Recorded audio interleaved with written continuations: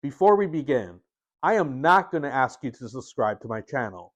I believe I have to earn your subscription for you to come back and watch my future videos. However, if you would like to help me, either hit the like or dislike button, because the more likes I see on any video, that means I'm doing something right and I'm bringing value to you, the viewer. All right, let's get into the video. I've given Apple north of $16,000 of my own money since 2003. Now, there are times on the channel where I have been critical about Apple, Tim Cook, their business practices, price gouging with upgrades. So, all of these things do make me upset. However, you have to judge a man by his actions and how he spends his money.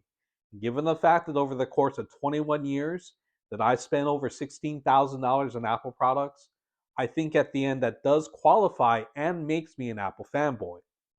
So there are glutted channels out there on YouTube solely dedicated to Apple and their products.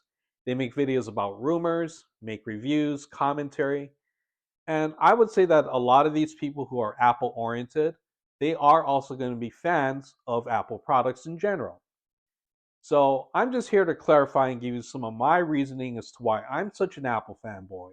That despite my criticism of the company, why I still keep going back and why I've been giving them tens of thousands of dollars and will probably continue to do so in the future, and why Apple is such an appealing company for me. The biggest reason why I continue to purchase Apple products is because of the build quality. So all of their premium devices like the iPhone, the Mac, the Apple Watch, they're all made out of aluminum, titanium, or stainless steel.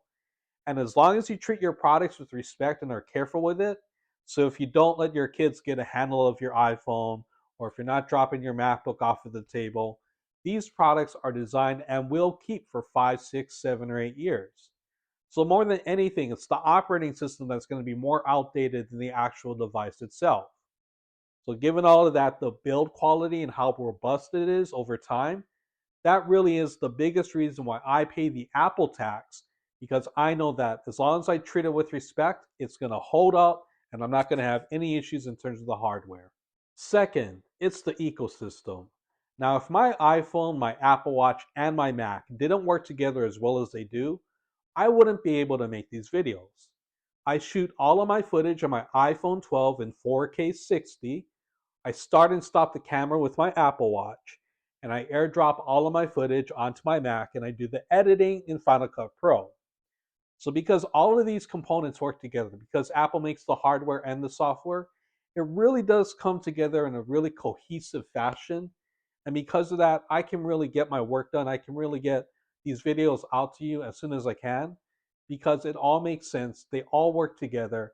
And that's really the big thing that I think a lot of other corporations lack is their ecosystem is not as well integrated, as tight, and as well working as it is with Apple. So because of that, because of these devices and what they all do together, that's another big reason why I'm so attracted to Apple products and the workflow in general. I've been a proponent of AppleCare ever since my iBook G4 20 years ago. Now, in 2008, I had a white plastic MacBook, and there was a design issue where the lid of the laptop would hit the palm rest with too much force. As a result, the plastic in the palm rest would start to chip away, and I had to go to the Genius Bar on 3 separate occasions to get it fixed. The fourth time it started to happen, I decided to call AppleCare, and I explained to them that I wanted a consumer replacement unit or a crew. With that crew in place, I was able to get a brand new MacBook with the latest specifications, and I felt in that instance they really did do their best to make things right. So, as I said, there were a couple of other times where I had to call Apple.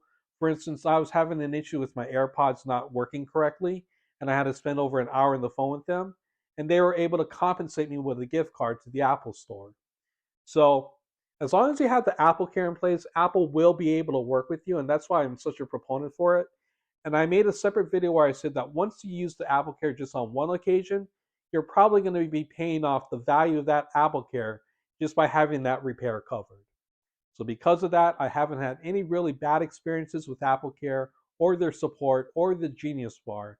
And because of that, that is another reason why I still keep buying Apple. The final reason why I'm such an Apple fanboy is because of macOS. Now, the quality of macOS has been going down in the past couple of years.